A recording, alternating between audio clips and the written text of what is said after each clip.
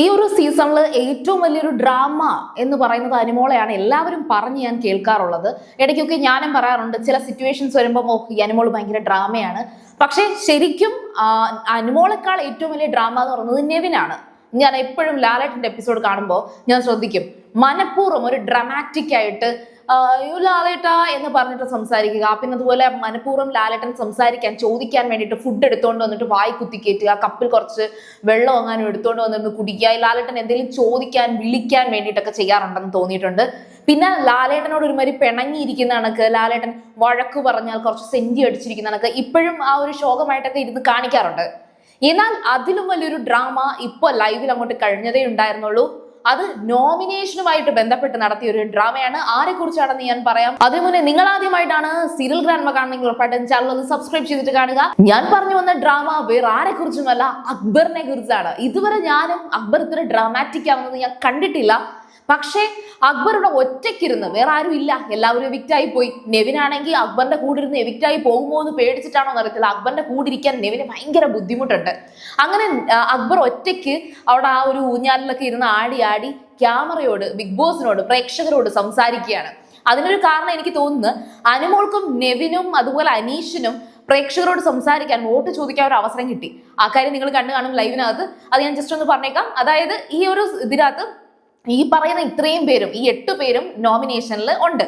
അപ്പം അതില് big boss പറയുന്നത് വെച്ചാൽ അനുമോളും നെവിനുമായിരുന്നു ഈ സീസണിൽ ഏറ്റവും കൂടുതൽ തവണ ഈ എവിക്ഷൻ നോമിനേഷനിലേക്ക് വന്നത്. ഏറ്റവും കുറവ് വന്നത് അനീഷാണ്. ശരിക്കും പറഞ്ഞാൽ അതൊരു വലിയ ആശ്ചര്യമാണ്. ആദ്യത്തെ ആഴ്ച എവിക്ഷൻ നോമിനേഷനിൽ അനീഷ് വരാത്തതിന്റെ റീസൺ ക്യാപ്റ്റൻ ആയതുകൊണ്ടാണ്. പിന്നെ അങ്ങോട്ട് പോലും അനീഷിനെ അധികം ആരും നോമിനേറ്റ് ചെയ്തിട്ടില്ല എന്ന് കണക്കെടുത്ത് നോക്കുമ്പോൾ ഒരു കോമഡി ഉണ്ട്. കൂടുതലും ജയിലിൽ പോകാനുള്ള ഭാഗ്യമാണ് അനീഷിന് കിട്ടിയത്. അപ്പോൾ ഈ ഒരു സംഭവം വന്നു കഴിഞ്ഞപ്പോഴത്തേക്കും അക്ബർ ഒറ്റയ്ക്ക് എന്ന് പറയുകയാണ്, ഷാനവാസിന്റെ ഡ്രാമ പൊളിഞ്ഞു, അല്ലെങ്കിൽ അനുമോളുടെ ഡ്രാമ പൊളിഞ്ഞു. കാരണം എന്ന് വെച്ചാൽ അവര് കരുതിയിരുന്നത് 6 വോട്ട് തനിക്കും 6 വോട്ട് നെവിനും കൊടുത്ത് ബാക്കി എല്ലാവരും അങ്ങ് സേഫ് ആകാം എന്ന് വിചാരിച്ചിട്ടുണ്ടായിരുന്നിരിക്കും എന്നൊക്കെ ഇങ്ങനെ അക്ബർ ഒറ്റയ്ക്ക് എന്ന് പറയുകയാണ്. അതെല്ലാം ബിഗ് ബോസ് പൊളിച്ചു കൊടുത്തു. Thank you Bigg Boss, thank you എന്നൊക്കെ പറഞ്ഞിട്ട് അക്ബർ ഒറ്റയ്ക്കിരുന്ന് സംസാരിക്കുകയാണ്. അക്കൂട്ടത്തിൽ അക്ബർ പ്രേക്ഷകർ കേൾക്കാൻ വേണ്ടിയിട്ട് വീണ്ടും പറയുന്നുണ്ട്, നൂറ ക്യാപ്റ്റൻ ആയതിനകത്ത് ഞാൻ സന്തോഷിക്കുന്നുണ്ട്. കാരണം നൂറ ക്യാപ്റ്റൻ ആയപ്പോൾ ഉടനെ തന്നെ അനുമോളെ പബ്ലിക്കായിട്ട് തന്നെ അനുമോളെ പറയുന്നുണ്ട്, അനുമോൾ മറ്റുള്ളവരുടെ കുറ്റങ്ങൾ മാത്രം കണ്ടുപിടിക്കാനായിട്ട് ഇരിക്കരുത് എന്ന് പറഞ്ഞു. ആ നൂറയാണ് കഴിഞ്ഞ ആഴ്ച ഉപ്പുമാവിനകത്ത് ഉപ്പ് കുറഞ്ഞു, അത് ഒട്ടിപ്പിടിക്കുന്നു എന്നൊക്കെ പരാതി പറഞ്ഞ് ഏറ്റവും കൂടുതൽ ആ പരാതി പറഞ്ഞത് അനുമോളാണ്. എന്നിട്ട് നൂർ അനങ്ങിയില്ല എന്ന്. സത്യം പറഞ്ഞാൽ ഉപ്പുമാവ് വേണ്ട എന്ന് ആദ്യമേ പറഞ്ഞ് അവിടെ നിന്ന് വേണ്ട, എനിക്ക് ഉപ്പുമാവ് വേണ്ട, ഒട്ടിപ്പിടിക്കുന്നു എന്ന് പറഞ്ഞിട്ട് അനുമോള് മാറി. പക്ഷെ നൂറയാണെങ്കിലോ, നൂറ ഉപ്പുമാവ് എടുത്ത് വെച്ച് അതിനെ ഇനി പറഞ്ഞ് അവിടെയൊക്കെ അത് കൊള്ളത്തില്ല, ആയി വെക്കാൻ കൊള്ളത്തില്ല, മനമറിക്കുന്നു എന്ന് പറഞ്ഞ വ്യക്തി നൂറയാണ്. ഇതൊന്നും അക്ബർ അറിഞ്ഞില്ലെന്നാണ് തോന്നുന്നത്. ഏതായാലും അത് അവിടെ ഒറ്റയ്ക്കിരുന്ന് പറയുന്നുണ്ട്. പിന്നെ അതുപോലെ തന്നെ അക്ബർ ബിഗ് ബോസിനോടും അല്ലെങ്കിൽ പ്രേക്ഷകരോടായിരുന്നിരിക്കാം ഈ പറയുന്നത്, സെൽഫായിട്ട് എല്ലാവരും പെട്ടെന്ന് എല്ലാം അങ്ങ് മറന്ന്, എനിക്കാണെങ്കിൽ അതിൽ നിന്ന് അങ്ങോട്ട് മൂവ് ഓൺ ചെയ്യാൻ പറ്റുന്നില്ല, എല്ലാവരും നോക്കി അവർ എല്ലാവരും ഒന്നിച്ച് കൂട്ടുകൂടി എല്ലാം ഇരിക്കുന്നു, തനിക്കിതൊന്നും പറ്റുന്നില്ല എന്നൊക്കെ പറഞ്ഞിട്ട് അക്ബർ കുറച്ച് സെന്റിമെന്റ്സ് എടുക്കുന്നുണ്ട്. ശരിക്കും പറഞ്ഞാൽ അക്ബറിന്റെ ഈ പറയുന്നത് പക്ക ഡ്രാമയാണ്, 100% ഡ്രാമ. കാരണം അക്ബറിന് നല്ല പേടി തട്ടിയിട്ടുണ്ട്. അടുത്ത എവിക്ഷനിൽ താൻ ഔട്ട് ആകുമോ, ഇനി അങ്ങോട്ടുള്ള എല്ലാവരും ശരിക്കും ആ പേടിയുണ്ട് അവിടെ. പിന്നെയും ഇവര് ഈ മറ്റേ അക്ബർ ഒറ്റയ്ക്ക് ഇത് സംസാരിക്കുമ്പോൾ പിന്നെയും ഇവര് അനുമോള്, നൂറ, ആദില, ഇവര് മൂന്നുപേരും വേറൊരു ടീമായിട്ടിരുന്ന് സംസാരിക്കുന്നുണ്ട്. ഈ 5 പേര് ആരായിരിക്കും ടോപ്പ് 5-ൽ എത്തുന്നത്, ഇനി ആരായിരിക്കും, അതിൽ സാബുമാൻ എന്തായാലും ഉണ്ടാകും എന്നൊക്കെ അവർ പറയുന്നുണ്ട്.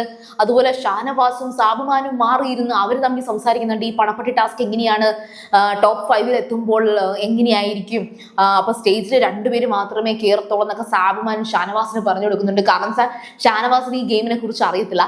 എങ്ങും എവിടെയും പെടാതിരിക്കുന്നത് എനിക്ക് തോന്നുന്നു അനീഷും മാത്രമാണ്.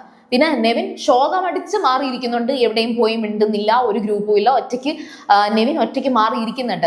നെവിൻ ശരിക്കും പറഞ്ഞാൽ ഇപ്പൊ അക്ബറിന്റെ കൂടെ നിൽക്കാൻ പേടിക്കുന്നുണ്ട്. ആ ഗ്രൂപ്പിസം വന്നു കഴിഞ്ഞാൽ, അല്ലെങ്കിൽ അക്ബറിന്റെ കൂടെ നിന്നാൽ താൻ ഔട്ടാകുമോ എന്നുള്ളൊരു പേടി നെവിന് തട്ടിയിട്ടുണ്ടെന്ന് തോന്നുന്നുണ്ട്. ബാക്കി അനീഷ്, പൊതുവേ അനീഷിന്റെ ഒരു ക്യാരക്ടർ അങ്ങനെയാണ്. എനിക്ക് തോന്നുന്നു ഈ ഒരു സീസണിൽ ഒരു സ്റ്റഡി ആയിട്ടുള്ള ഒരു ക്യാരക്ടർ ഉണ്ട് അനീഷിന്. പേരൻസ് വന്നു പോയതിനു ശേഷം അനീഷ് ഷാനവാസിൽ നിന്ന് കുറച്ച് വിട്ടു നിൽക്കാനൊക്കെ ശ്രമിച്ചുവെങ്കിലും പിന്നെയും ഷാനവാസിനോട് ആ ഒരു അനീഷിന്റെ സൗഹൃദം അവിടെ തന്നെയുണ്ട്. പക്ഷെ അനീഷിന്റെ ഒപ്പം ചേർന്നോ, അല്ലെങ്കിൽ ഈ പറയുന്ന ആദില, നൂറ, അനുമോൾ ഇവരുടെ കൂടെ ചേർന്നോ ഒരു ഗ്രൂപ്പിസം കളിക്കാൻ അനീഷ് നിന്നിട്ടില്ല എന്ന് തന്നെയാണ് എനിക്ക് തോന്നിയിട്ടുള്ളത്. ഞാൻ അങ്ങനെയാണ് അത് മനസ്സിലാക്കിയത്. നിങ്ങളുടെ അഭിപ്രായം ആ അനീഷിന്റെ കാര്യത്തിൽ നിങ്ങൾ പറയുക. എനിക്ക് തോന്നുന്നു ഈ ഒരു ആഴ്ച, കഴിഞ്ഞ ആഴ്ചയും ഈ ഒരു ആഴ്ച തുടങ്ങുമ്പോഴും ഒക്കെ അനീഷിന്റെ ബിഹേവിയർ, അനീഷിനോടാണ് എനിക്ക് കൂടുതലൊരു ഇംപ്രഷൻ ഒക്കെ തോന്നുന്നത്.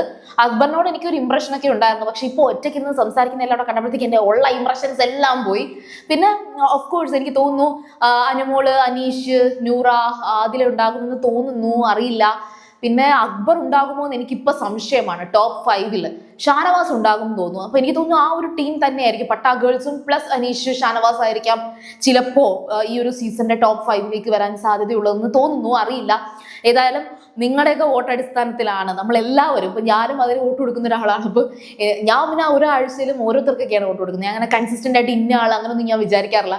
അപ്പോൾ ഏതായാലും ശരി, നമുക്ക് കാത്തിരുന്ന് കാണാം. അപ്പോൾ സീരിയൽ ഗ്രാമ നിങ്ങൾ ഫസ്റ്റ് ടൈം കാണുകയാണെങ്കിൽ ഉറപ്പായിട്ടും ചാനൽ ഒന്ന് സബ്സ്ക്രൈബ് ചെയ്തിട്ട് കാണുക. വീഡിയോ ഇഷ്ടപ്പെട്ടാൽ ലൈക്ക് ചെയ്യുക, കമന്റ് ചെയ്യുക, ഷെയർ ചെയ്യുക. അപ്പോൾ ഞാൻ പോയി വരാം. ബൈ.